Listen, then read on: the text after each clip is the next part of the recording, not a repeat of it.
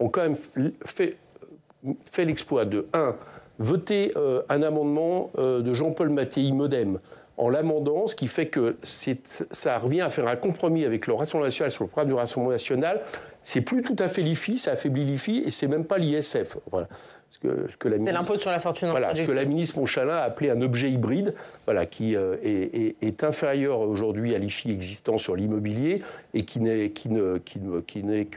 qu'un ISF modéré. Après, ils ont réussi l'exploit, je vous le dis, de voter ce projet de loi de finances de la sécurité sociale avec plein d'horreurs dedans, diminution des indemnisations des maladies longue durée, gel, adoption, limitation des arrêts de travail prescrits à 15 jours, enfin plein de choses. Il n'est pas encore discuté en séance, il peut être modifié en séance. D'accord, oui, d'accord, mais ce qui m'intéresse, c'est qu'en commission, ils ont quand même voté cet ensemble de choses pour dire qu'ils votent le PLFSS. Donc, je ne sais pas jusqu'où ils vont aller. Je ne sais plus où ils habitent, les socialistes, réellement. Et je pense que tous les groupes d'opposition... Pourquoi ils sont plus à gauche ?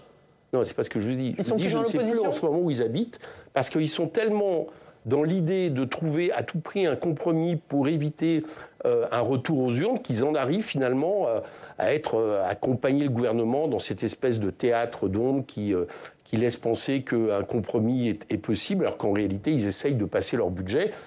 Ouais, et ils disent aussi, si on n'essaye pas soit par ordonnance, soit par loi spéciale, soit même en espérant que les socialistes, finalement, votent pour le projet de loi de finances de la sécurité sociale et permettent de passer. Ça, c'est possible. Et le budget pourrait passer si les votes des socialistes étaient acquis.